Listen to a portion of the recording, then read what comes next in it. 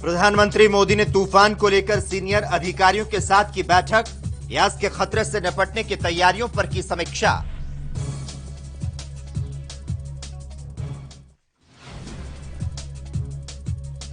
दिल्ली में एक हफ्ते और बढ़ा लॉकडाउन। केजरीवाल सरकार का बड़ा ऐलान, जान गंवाने वाले डॉक्टरों को 1 करोड़ का मुआवजा।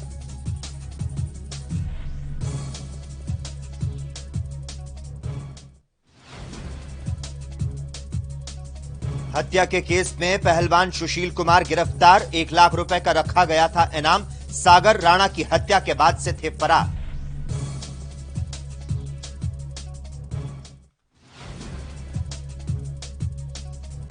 WHO के वैज्ञानिकों का बड़ा दावा, भारत में बन रही नाकसी दवा दी जाने वाली वैक्सीन बच्चों के लिए साबित हो सकती है गेम चेंजर।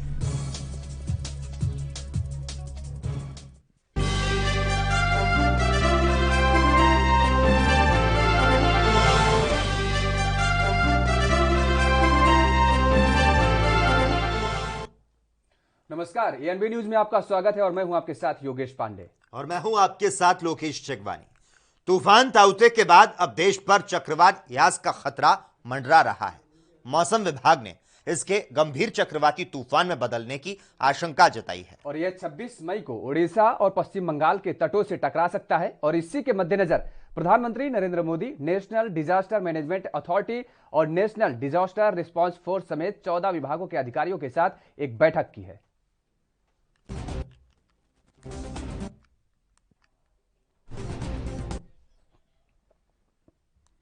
राजधानी दिल्ली की बात कर लेते हैं। कोरोना संक्रमण दरों में जहां पर कमी आई है, तो वहीं घटती संक्रमण दर के बीच केजरीवाल सरकार ने एक बार फिर से लॉकडाउन 1 हफ्ते के लिए बढ़ा दिया है।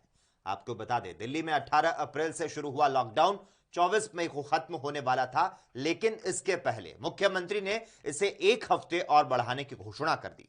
अब दिल्ली में 31 मई तक लॉकडाउन जारी रहेगा। और सीएम केजरीवाल ने कहा है कि 1 महीने में दिल्ली के अनुशासन की वजह से कोरोना की लहर कमजोर होती नजर आ रही है और अप्रैल में 36% संक्रमण दर पहुंच गई थी। आज कम लोग संक्रमित पाए जा रहे हैं। वहीं केजरीवाल ने वैक्सीन की कमी को लेकर भी बात की है। उन्होंने कहा है कि वैक्सीन की बहुत कमी है, लेकिन वैक्सीन की समस्या का समाधान हम सब मिलकर निकालेंगे। और इसी बीच उन्होंने महामारी के दौरान डटे डॉक्टर्स और मेडिकल स्टाफ के बारे में भी चर्चा की है। उन्होंने कहा कि डॉक्टर्स और नर्स पूरी तरह से सेवा विभाग में जुटे हुए हैं। उन्होंने यह भी कहा कि युद्ध अभी बाकी है।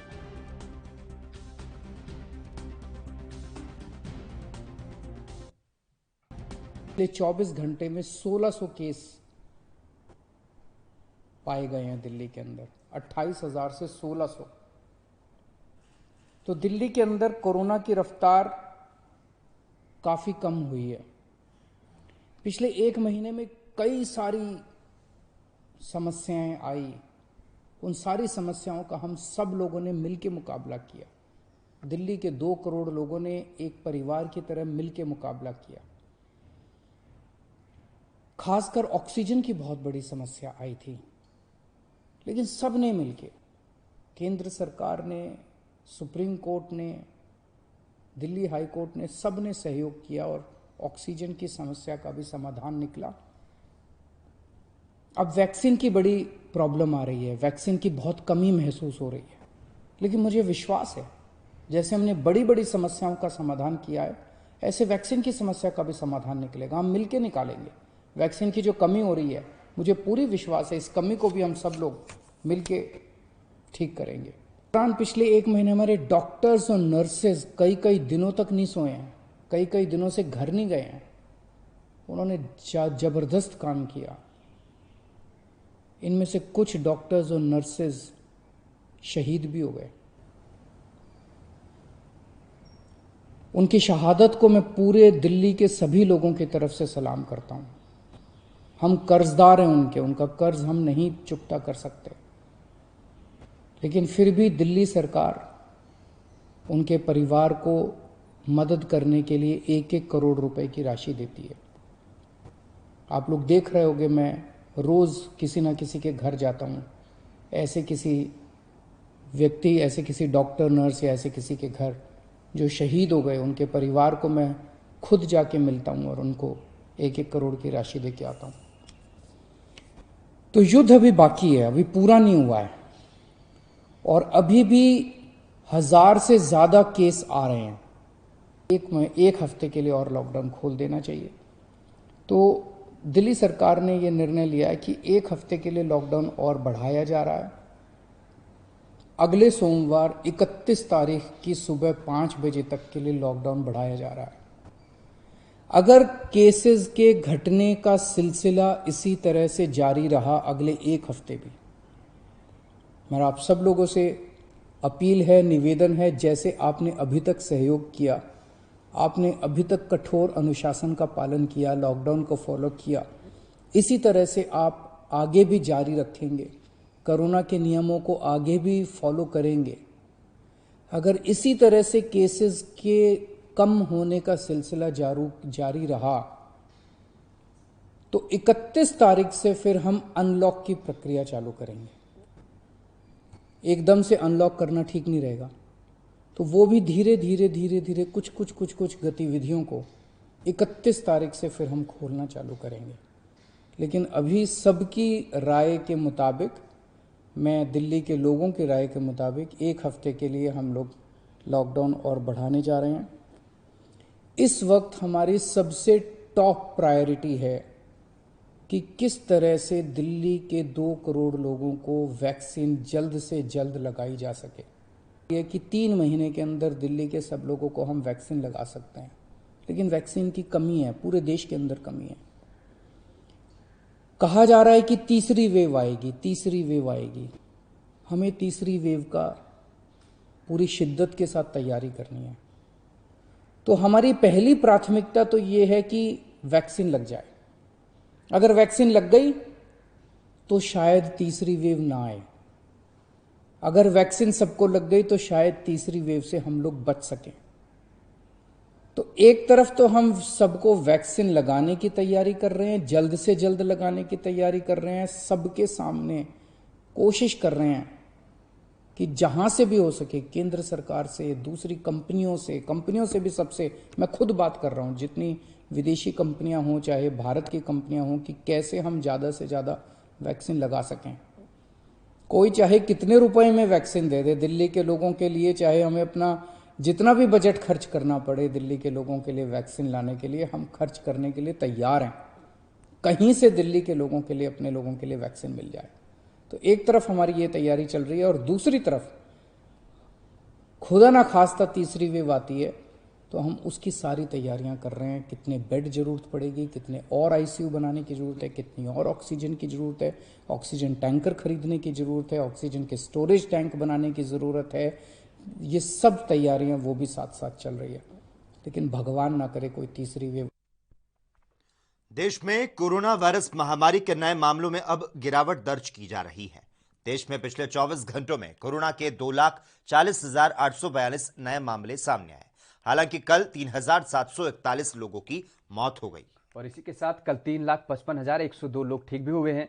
जानिए देश में कोरोना के ताजा आंकड़े क्या हैं। दरअसल आईसीएमआर ने ये जानकारी दी है कि भारत में कल कोरोना वायरस के लिए 1,23,742 सैंपल टेस्ट किए गए थे, जिसके बाद कल तक देश में कुल 32,86,07,937 सैंपल टेस्ट किए जा चुके हैं। और एक तरफ कोरोना की, दूसरी तरफ ब्लैक फंगस है। कोरोना से उभरते भी नहीं पाए थे कि ब्लैक फंगस की बीमारी पैर पसारने लगी है। खासकर उन मरीजों में जो कोरोना संक्रमित हैं या फिर उसे ठीक हुए हैं। ब्लैक फंगस को अब तक कई राज्य महामारी घोषित कर चुके हैं। इसमें गुजरात, तेलंगाना, राजस्थान, पंजाब, हरियाणा, उत्तर प्रदेश, ओडिशा, केंद्र शासित प्रदेश चंडीगढ़, तमिलनाडु, हिमाचल प्रदेश, उत्तराखंड शामिल हैं। देश में इस समय कुल ब्लैक फंगस के 8,848 मामले हैं, जिसमें सबसे ज्यादा मामले गुजरात में हैं। इसके बाद महाराष्ट्र और आंध्र प्रदेश में ब्लैक फंगस के मामले हैं।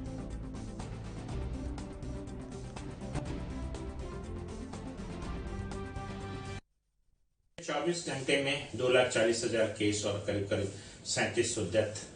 डेफिनेटली ये 7वां-8वां दिन है जबकि 2.5 लाख से 3 लाख से कम केसेस आ रहे हैं, और आज 2.5 लाख से भी कम आया है।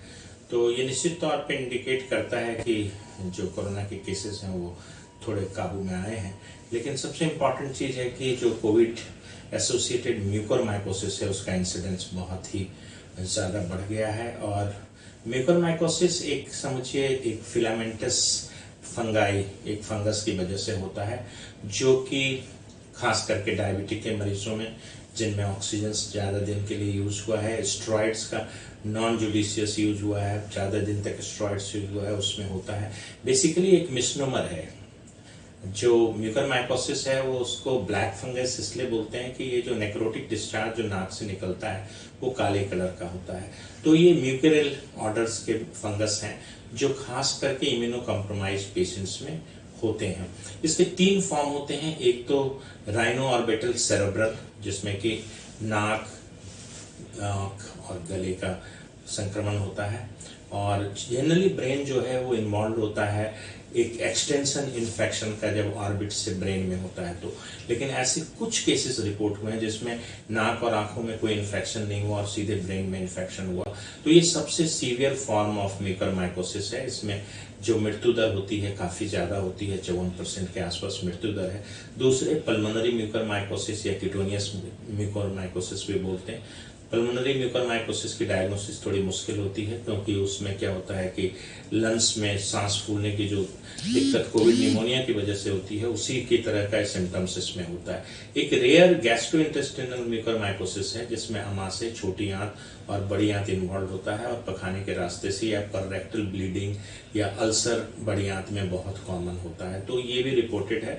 तो म्यूकरमाइकोसिस एक बहुत बड़ा थ्रेड है। इसको कोविड एसोसिएटेड म्यूकरमाइकोसिस का जो है अब नोटिफाइबल डिजीज है बहुत सारे स्टेट्स में और कंट्री में। इसके आईसीएमआर को भी रिपोर्ट जा रही है इसकी इंसिडेंट्स की। बट डेफिनेटली आमतौर पे नॉन कोविड एरा में भी हिंदुस्तान में म्यूकरमाइकोसिस का इंसिडेंस ज्यादा था, लेकिन अभी खास करके कोविड-19 के बाद ये बहुत ही जानलेवा है। बट अगर सही समय पे इसको पहचान हो जाए और एम्फोटेरेसिन बी जो इसकी ड्रग ऑफ चॉइस गया, और 12 अप्रैल को करीब करीब 38 लाख वैक्सीन लगी, जो कि बहुत अच्छी एक चीज है। और अगर इसी स्पीड से हम चलते रहते, करीब 40 लाख वैक्सीन रोज लगाते रहते, जो कि हमें एक टारगेट था हमारे मन में, तो आज हम करीब करीब 53 करोड़ लोगों को वैक्सीनेट कर चुके होते, एटलीस्ट एक डोज, जो कि बहुत प्रोटेक्टिव है।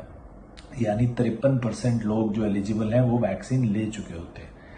अनफॉर्चुनेटली कल सिर्फ 13 लाख के करीब डोजेस लगी हैं, और अभी हम सिर्फ 19 करोड़ लोगों को पहला शॉट दे पाए हैं, कम से कम एक शॉट दे पाए हैं, जो कि करीब करीब जिनको लगनी चाहिए उनमें से सिर्फ 20% लोग हैं। तो ये स्पीड बहुत कम है, हमें स्पीड बढ़ानी ही होगी अगर सबको वैक्सीन लगवानी है जल्दी जल्दी, वरना ये वायरस बहुत समझदार है, ये वायरस बहरूपिया है, हम सब जानते हैं इसके बारे में। अगर धीरे धीरे वैक्सीन लगाई तो ये अपना रूप बदल लेगा, और हो सकता है भगवान ना करे कि ये वैक्सीन इस पर असर करने ही बंद कर दे। तो सबसे गुजारिश है कि आप जल्दी से जाएं, वैक्सीन लगवाएं जैसे ही आपका स्लॉट अवेलेबल हो।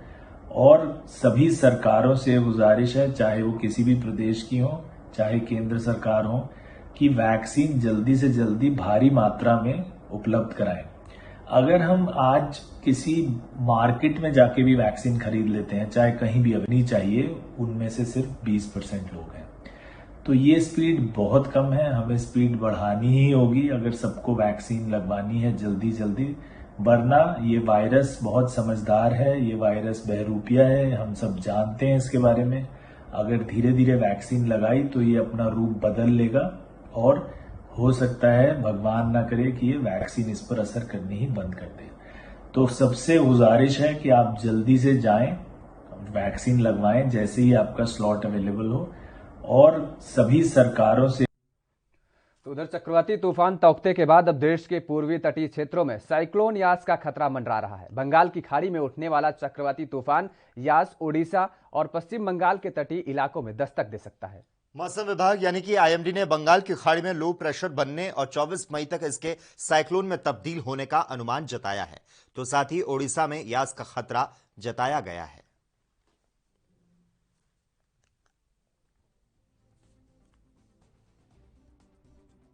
कंडीशन इज दैट जो Yesterday's low pressure area has more marked and become a layover as a well-marked low pressure area over East Central Bay of Bengal. Where we are expecting it will be become a depression by next 12 hours. And as for the earlier prediction, we are continuing with the statement, and by tomorrow, that is on 24th, it will be going to a cyclonic storm. And after become a depression, it will continue to move in north-northwestward direction. And from on 26th, it will reach the Odisha, North Odisha, West Bengal, and Bangladesh coast. And we are expecting it will be going to very severe cyclonic storm. That is, wind speed will be around 150. It will cross, the wind speed will cross around 150. So and as it will reach the Odisha, we are expecting North Odisha, West Bengal, and Bangladesh coast on 26th. So we are expecting 26th evening it will cross the coast. And because of this cyclonic storm, we are expecting North Odisha. खबर दोपहर में खबरों का सिलसिला लगातार जारी रहेगा। हम रुकते हैं एक छोटे से ब्रेक के लिए।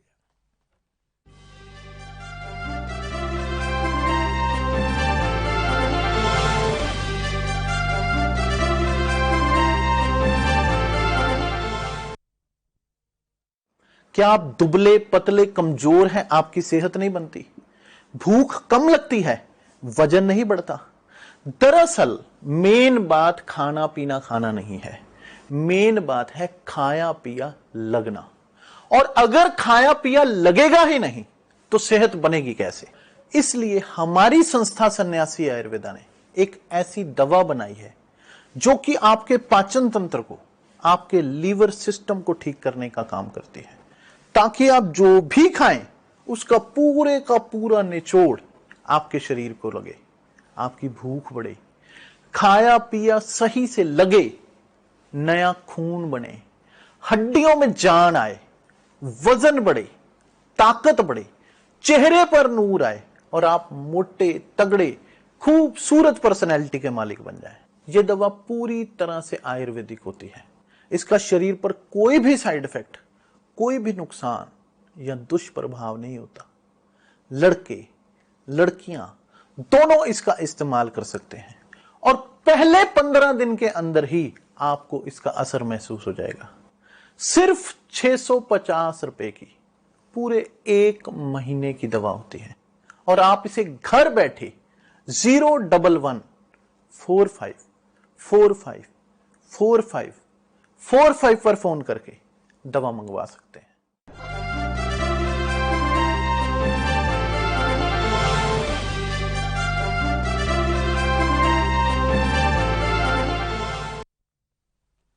ब्रेक के बाद स्वागत है। खबरों में आगे बढ़ेंगे।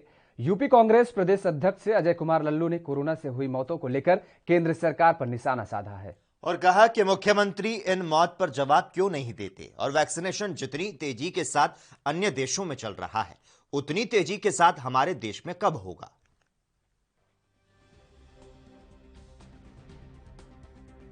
प्रदेश के मुख्यमंत्री जी, जरा उन लोगों की भी पीड़ा सुन लीजिए जहां पर लोगों ने अपनी जान गंवाई है।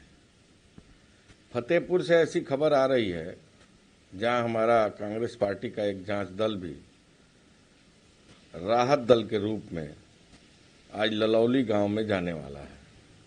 सैकड़ों लोगों ने जान गंवाई है। उनके परिजनों से आप कब मिलेंगे? बीकेटी में एक परिवार के 7 लोग इस महामारी का शिकार होकर अपनी जान गंवा चुके हैं। उनके परिवार से कब मिलेंगे? इलाहाबाद में, गोरखपुर में, जहां रोज मीडिया प्रकाशित कर रही है कि एक एक गांव में कितने कितने लोग इस महामारी के शिकार होकर अपनी जान गंवा चुके हैं, उन लोगों का कब हालचाल लेंगे? अस्पतालों में जाना, लोगों से मिलना, उनकी वेदनाएं और उनकी समस्याओं का समाधान न करना, सिर्फ मुख्यमंत्री जी का जो दौरा है वो एक दिखावा मात्र रह गया है। न वैक्सीनेशन की व्यवस्था है, न इलाज की व्यवस्था है, न अभी भी पर्याप्त मात्रा में दवाइयों की व्यवस्था यह सरकार कर पाई है। मैं समझता हूं कि अभी दूसरी लहर तो लाखों लोगों के परिवारों के जीवन को पूरी तरह समाप्त कर चुका है। तीसरी लहर आने का इंतजार कर रहे हैं मुख्यमंत्री जी। कौन सा इंतजाम किया है आपने? कितने आपने स्टाफ बढ़ाए हैं? कितने नर्सेज की भर्ती की है? कितने डॉक्टरों की भर्ती की है?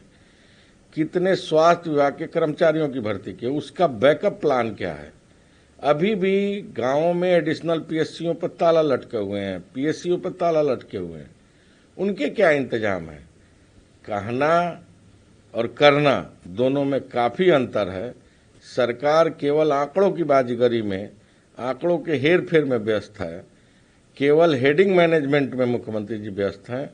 लोगों के जान उनको बचाने का उपाय अब मुख्यमंत्री जी के पास नहीं हो पा रहा है। अभी तो 23 जनपदों में ही 18 से 45 का वैक्सीनेशन शुरू कर पाए हैं। बाकी जो बचे जिले हैं उसके वैक्सीनेशन का कार्यक्रम तो अभी शुरू नहीं कर पाए। तो किस बात का पीठ थपथपा रहे हैं? जो आपकी प्लानिंग है, जो आप कह रहे हैं कि हम छोटे बच्चों के माँ बाप को वैक्सीनेशन करेंगे, इसके बारे में कोई अभी आपकी पूर्णतः कोई एक्शन प्लान तो दिखाई नहीं दे रहा।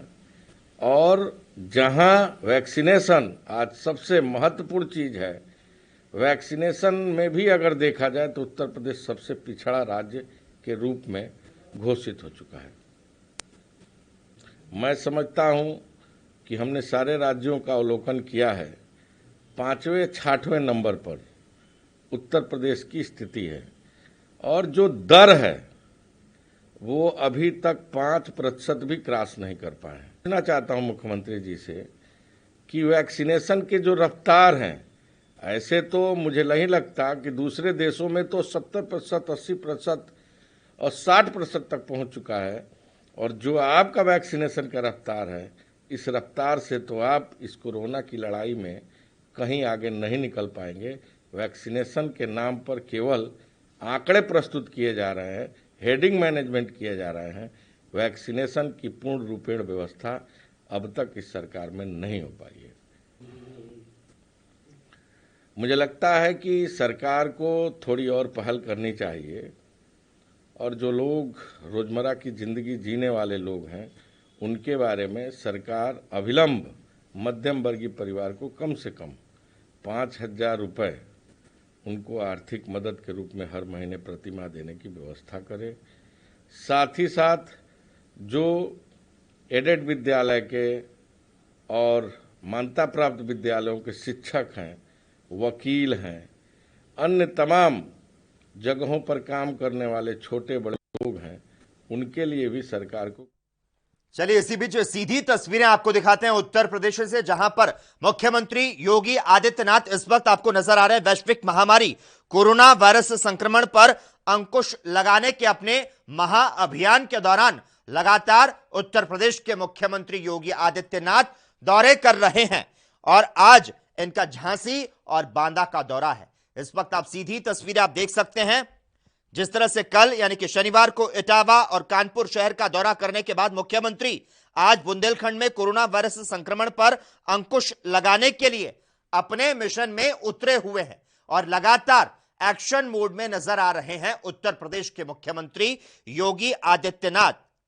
आपको यहां पर जानकारी दे दें, इसके कुछ देर पहले इंटीग्रेटेड कोविड कमांड सेंटर का मुख्यमंत्री योगी आदित्यनाथ ने निरीक्षण किया था और इस वक्त आप देख सकते हैं ग्रामवासियों से संवाद करते हुए मुख्यमंत्री योगी आदित्यनाथ नजर आ रहे हैं। तमाम हालातों का जायजा ले रहे हैं, किस तरह से संचालन, किस तरह से मरीजों को जो सुविधाएं हैं वो मिल रही हैं, उसकी तहकीकात करते हुए मुख्यमंत्री योगी आदित्यनाथ नजर आ रहे हैं। और लगातार आयुक्त सभागार में मंडल के अधिकारी जनप्रतिनिधि के साथ बैठक करते नजर आते हैं। कोविड कंट्रोल जो है उस पर भी चर्चा करते इस वक्त में नजर आ रहे हैं उत्तर प्रदेश के मुख्यमंत्री Yogi Adityanath. Covid control command centre का निरीक्षण किया और इसके बाद अब औचक निरीक्षण करते नजर आ रहे हैं। गांव इस वक्त पहुंचे हैं और यहां पर तमाम हालातों का जायजा लेते नजर आ रहे हैं उत्तर प्रदेश के मुख्यमंत्री योगी आदित्यनाथ। लगातार कोरोना संक्रमण के जो मामले हैं उसमें इजाफा होने के बाद अब उत्तर प्रदेश में कमी देखी जा रही है। टेस्टिंग जो है उस पर अब खास तौर पर ध्यान रखा जा रहा है और लगातार उत्तर प्रदेश के मुख्यमंत्री योगी आदित्यनाथ एक्टिव मोड में नजर आ रहे हैं। आपको जानकारी दे दें, इटावा कानपुर दौरे के बाद आज झांसी और बांदा का दौरा करते हुए नजर आ रहे हैं और ये सीधी तस्वीरें आप अपने टेलीविजन स्क्रीन पर देख सकते हैं। उत्तर प्रदेश के मुख्यमंत्री योगी आदित्यनाथ तमाम व्यवस्थाओं का जायजा ले रहे हैं, समीक्षा कर रहे हैं। जनप्रतिनिधि हो, अधिकारी हो, तमाम लोगों से बातचीत करते हुए हालात का जायजा लेते हुए नजर आ रहे हैं उत्तर प्रदेश के मुख्यमंत्री योगी आदित्यनाथ। और जनप्रतिनिधि जो अधिकारी हैं वो इन्हें अवगत भी करवा रहे हैं कि किस तरह से तमाम व्यवस्थाएं जो हैं वो उत्तर प्रदेश में की जा रही है। इंटीग्रेटेड कोविड कमांड सेंटर का निरीक्षण करने के बाद औचक निरीक्षण करने के लिए इस वक्त ये ग्रामीण इलाकों में पहुंचे हुए हैं। मुख्यमंत्री योगी आदित्यनाथ इस वक्त झांसी दौरे पर हैं, लगातार एक्टिव मोड में नजर आ रहे हैं उत्तर प्रदेश के मुख्यमंत्री योगी आदित्यनाथ। तो आप सीधी तस्वीरें देख पा रहे हैं, झांसी की तस्वीरें हैं ये, जहां मुख्यमंत्री योगी आदित्यनाथ पहुंचे हैं और ग्रामीण इलाकों में पहले प्राथमिक विद्यालय में ग्रामीणों से बातचीत की और वहां का हाल जाना। उसके बाद ये जो तस्वीरें आप देख पा रहे हैं टेलीविजन स्क्रीन पर, ये वैक्सीनेशन सेंटर की हैं, झांसी के ग्रामीण इलाकों के वैक्सीनेशन सेंटर की हैं कि किस तरीके से उत्तर प्रदेश में कोरोना पर कंट्रोल पाने के लिए लगातार मुख्यमंत्री योगी आदित्यनाथ के द्वारा ये प्रयास किए जा रहे हैं और उसी कड़ी में लगातार उनके ये दौरे भी चल रहे हैं। और इसी बीच इस वक्त की बड़ी खबर का रुख कर लेते हैं। छत्तीसगढ़ से इस वक्त की बड़ी खबर सामने आ पा रही है। तमाम दर्शकों को बता दें, छत्तीसगढ़ से इस वक्त की जो बड़ी खबर सामने आ पा रही है, माध्यमिक शिक्षा बोर्ड ने बड़ा फैसला लिया है। आपको यहां पर जानकारी दे दें, सीबीएसई 12वीं के बोर्ड परीक्षा का शेड्यूल जो है वो जारी कर दिया गया है। छत्तीसगढ़ से इस वक्त की बड़ी जानकारी मिल पा रही है, घर से ही परीक्षा दे सकेंगे छात्र। ये बड़ी जानकारी उच्च स्तरीय बैठक के बीच छत्तीसगढ़ में बड़ा ऐलान हुआ है। 1 जून से परीक्षाएं होनी है। केंद्रीय शिक्षा मंत्री डॉक्टर रमेश पोखरियाल निशंक आगामी बोर्ड परीक्षा, जेईई मेन, नीट सहित अन्य प्रतियोगी परीक्षाओं पर बड़ा फैसला लेने वाले। और इसी बीच में छत्तीसगढ़ से जो बड़ी जानकारी मिल पा रही है, छत्तीसगढ़ बोर्ड का जो बड़ा फैसला है वो सामने आ चुका है। कक्षा 12वीं के बोर्ड परीक्षाएं 1 जून से आयोजित की जाएंगी और इसके लिए राज्य शिक्षा मंत्री ने एक अनोखा तरीका कह सकते हैं कि वो निकाला है। विद्यार्थियों को प्रश्न पत्र और जो आंसर शीट है वो पहले दिए जाएंगे। विद्यार्थियों को घर बैठे कक्षा 12वीं की परीक्षा देनी होगी। ये बड़ी जानकारी छत्तीसगढ़ से सामने आ पा रही है। कोरोना के बीच नए पैटर्न पर अब छत्तीसगढ़ में परीक्षा होंगी। छत्तीसगढ़ बोर्ड 1 जून से 12वीं बोर्ड परीक्षा लेगा। कोरोना के बीच नए पैटर्न पर एग्जाम होंगे। हालांकि जब परीक्षाएं हैं वो ऑफलाइन होंगी, लेकिन स्टूडेंट घर पर बैठकर पेपर दे सकेंगे। खबरों का सिलसिला लगातार जारी रहेगा। हम रुकते हैं एक छोटे से ब्रेक के लिए।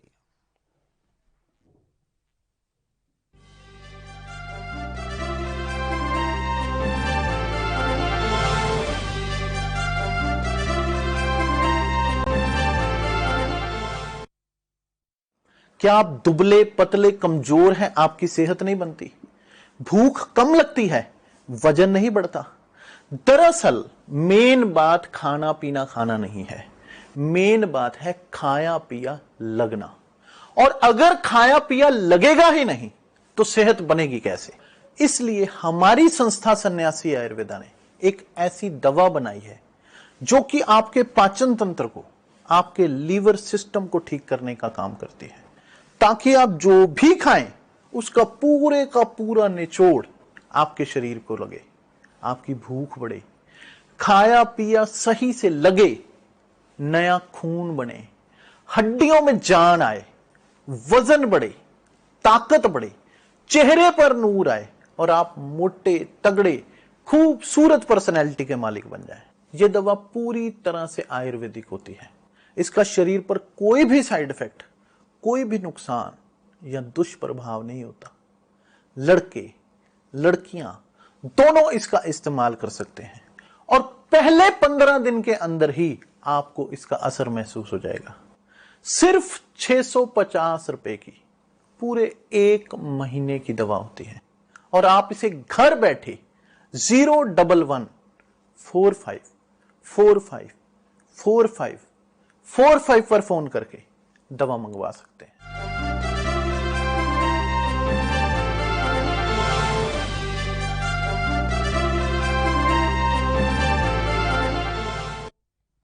ब्रेक ब्रेक के बाद एक बार फिर आप सभी का स्वागत है। समाजवादी पार्टी के प्रवक्ता अनुराग भदौरिया ने केंद्र और राज्य सरकार पर जमकर निशाना साधा, जिसमें उन्होंने कहा कि सरकार कोरोना से हो रही मौत पर ध्यान नहीं दे रही और ना ही वैक्सीनेशन पर ध्यान दे रही। अनुराग भदौरिया ने और क्या कुछ कहा, आपको सुनाते हैं। मुख्यमंत्री जी को सैफईजा की इस बात का एहसास हुआ होगा और ज्ञान हुआ होगा कि उत्तर प्रदेश में गांव का मॉडल कैसा होना चाहिए और उत्तर प्रदेश के गांव को किस तरह से डेवलप करना चाहिए। एक बात तो उनके जरूर सीखने को मिली होगी सैफई जाने के बाद। जिस तरह से समाजवादी सरकार में हमने जनेश्वर मिश्र योजना के अंदर जनेश्वर मिश्र गांव को डेवलप किया था, लोहिया ग्राम आवास के अंदर में लोहिया ग्राम बना के हम लोगों ने डेवलप किया था। हर गांव में पक्की सड़कें, पक्के रोड बनाई गई थी, उसमें सोलर सिस्टम लगाया गया था, लाइट लगाई गई थी, बाथरूम बनाए गए थे और मॉडर्न व्यवस्था की गई थी हर गाँव में।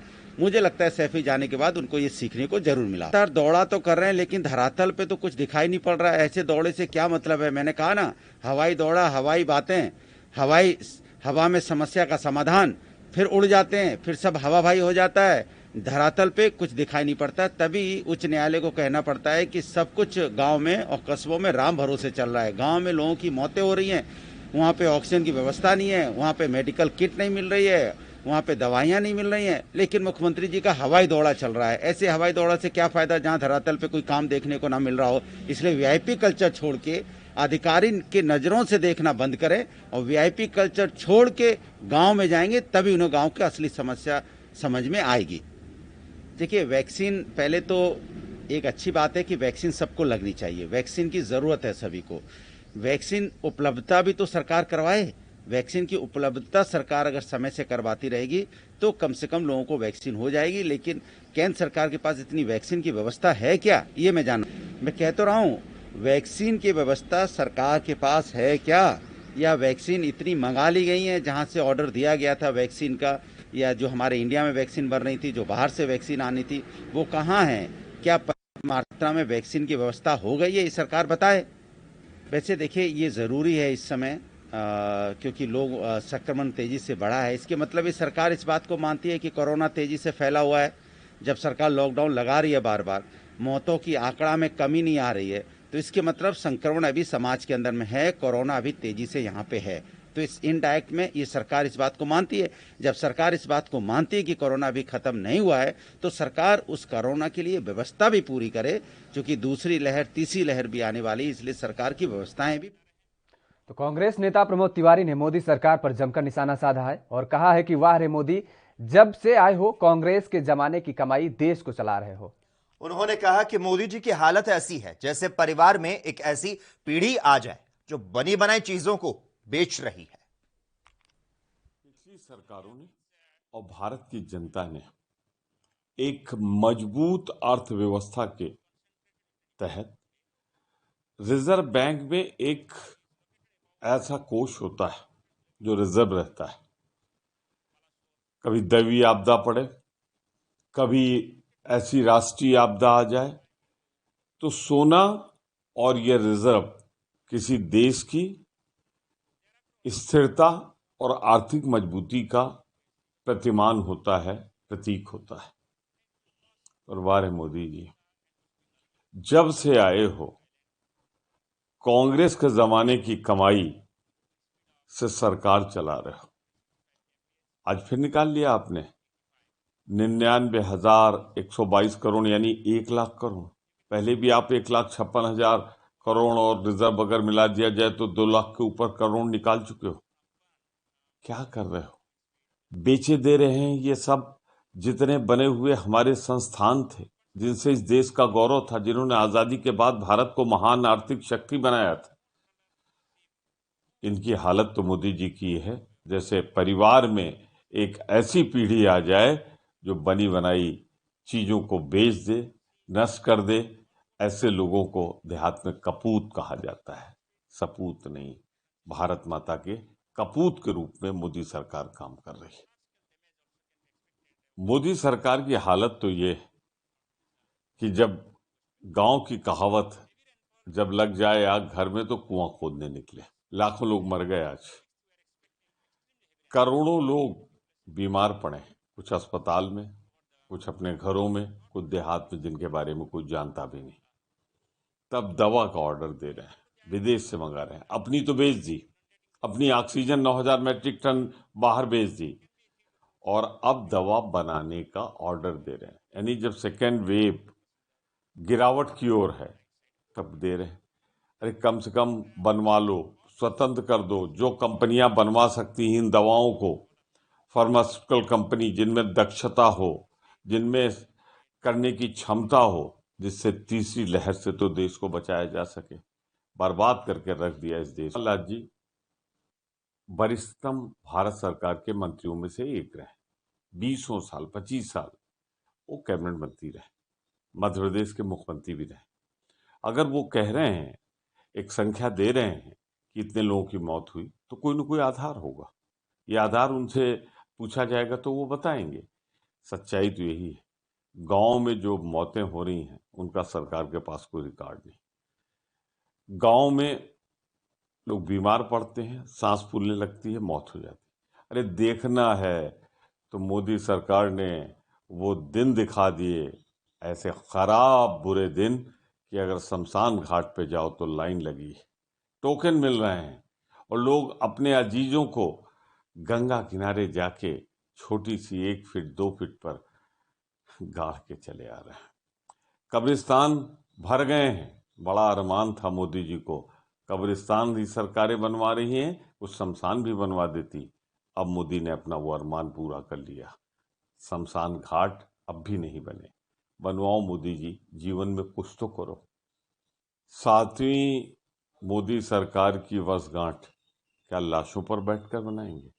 क्या शमशान में लगी हुई लाइनों पर बनाएंगे, जहां पे टोकन सिस्टम चल रहा हो, जहां पे 8-8 10-10 घंटे जलाने के लिए शमशान घाट पर लाइन लगानी पड़े, कब्रिस्तान में लाइन लगानी पड़े, लिख दिया जाए दुकानों पर जहां कफन बिकते हैं आउट ऑफ स्टॉक, चुनरियां कम पड़ जाएं, तो उस पर 7 साल का जश्न मनाएंगे? अरे जश्न नहीं, धिक्कार दिवस मनाया जाना चाहिए मोदी सरकार के 7 साल का। अगर कोई जिम्मेदार है देश में बर्बादी का कोविड की वजह से, तो मोदी सरकार। दूसरी लहर के साथ जो ब्लैक फंगस आया है, जिसमें सबसे ज्यादा बड़ी संख्या गुजरात की, जहां मोदी जी 15 साल मुख्यमंत्री रहे, महाराष्ट्र की, मध्य प्रदेश की है, उत्तर प्रदेश की है।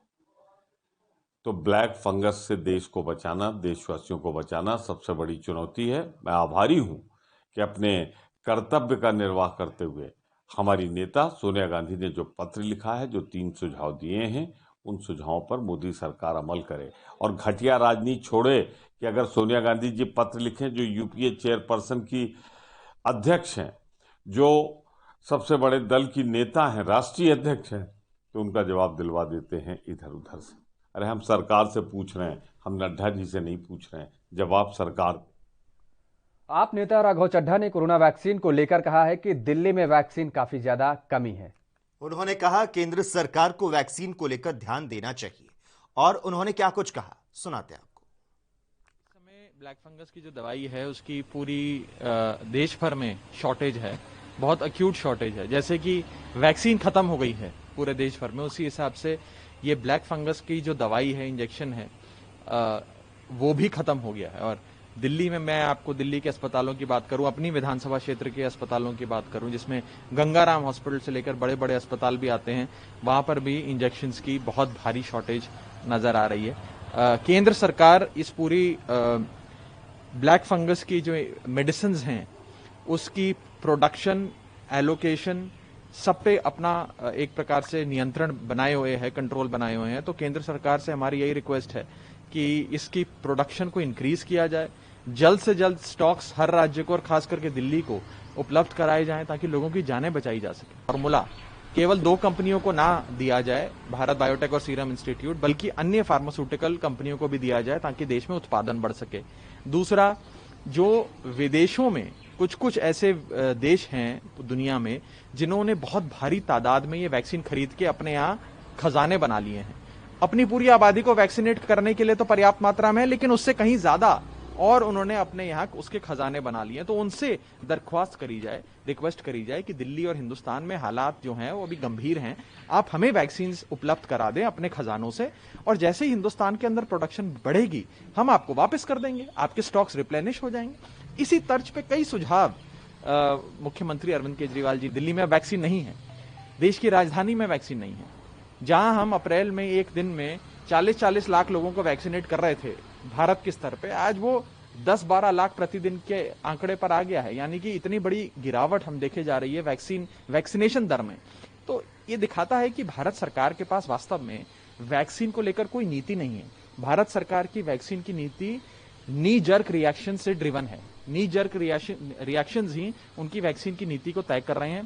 पहले उन्होंने सारी वैक्सीन एक्सपोर्ट कर दी, 6.5 करोड़ डोज 84 देशों को एक्सपोर्ट कर दी, फिर उत्पादन के ऑर्डर नहीं दिए, अब उत्पादन के ऑर्डर दिए तो एनसीपी नेता नवाब मलिक ने बीजेपी सरकार पर जमकर हमला बोला है। बीजेपी जश्न मनाना चाहती है, उन्होंने कहा है।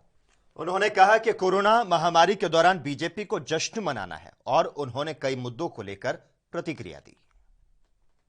जिस तरह से केंद्र सरकार ने रिजर्व बैंक से रिजर्व से 1 लाख करोड़ रुपया लिया है, ये पहली बार नहीं, इससे पहले भी कई बार जो रिजर्व है उसमें से केंद्र सरकार ने पैसे लिए।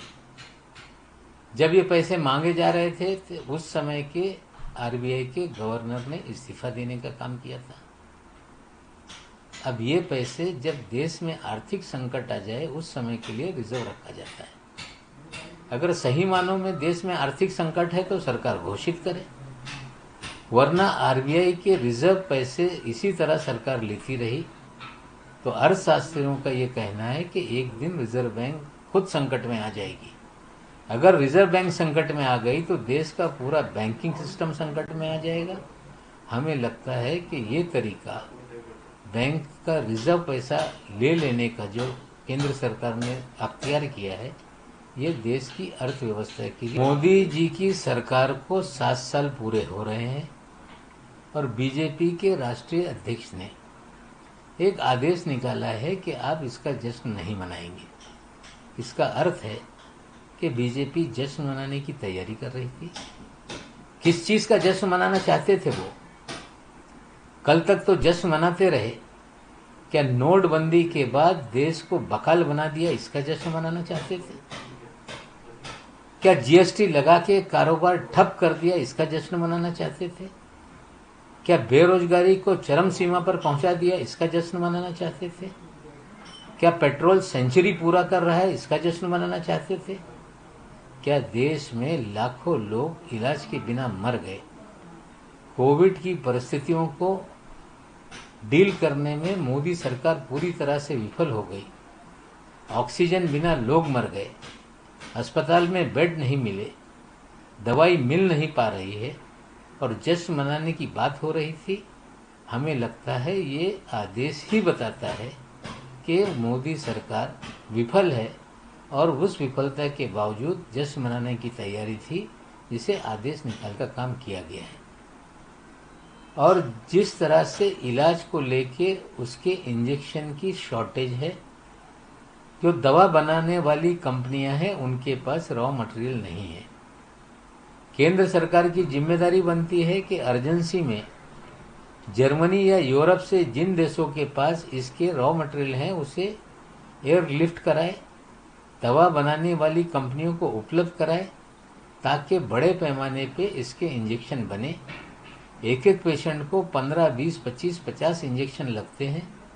महंगा इलाज है, उस पर दवाई नहीं मिलना हमें लगता है एक कंसर्न का विषय है। महाराष्ट्र सरकार ने इस बीमारी का इलाज मुफ्त में करने का निर्णय लिया है और साथ ही साथ रॉ मटेरियल 2 किलो, जो 1 किलो से 20,000 वायल बनते हैं, एक निजी कंपनी से उपलब्ध करा के लिया है। रामदेव जी के बारे में कंप्लेन की है। एक तो जो हम इलाज कर रहे हैं जिसे मान्यता देश में है उसे आप बंद करा दें घोषित करके, या जो लोग एलोपैथी के बारे में दुष्ट प्रचार कर रहे हैं उस पर रोक लगाई जाए।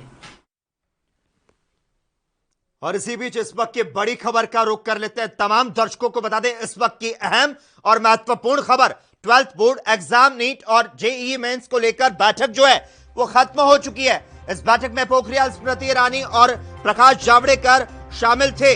इस वक्त की बड़ी खबर, रक्षा मंत्री की अध्यक्षता में आयोजित हुई थी यह बैठक। इस बैठक में 12वीं की परीक्षा और व्यावसायिक पाठ्यक्रमों के लिए प्रवेश परीक्षा आयोजित करने के प्रस्तावों पर चर्चा की गई थी। तो हाई लेवल की जो मीटिंग हुई थी वो अब खत्म हो चुकी है।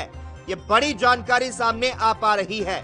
इस वक्त की बड़ी जानकारी, केंद्रीय शिक्षा मंत्री रमेश पोखरियाल ने सभी राज्य के मुख्यमंत्रियों और सचिवों को इस बैठक में शामिल होने की अपील की थी और ये बड़ी जानकारी मिल पा रही कि इस वक्त ये बैठक जो है वो खत्म हो चुकी है। बड़ी जानकारी, हाई लेवल की मीटिंग हुई थी, इसमें स्मृति ईरानी और प्रकाश जावड़ेकर भी शामिल रहे थे।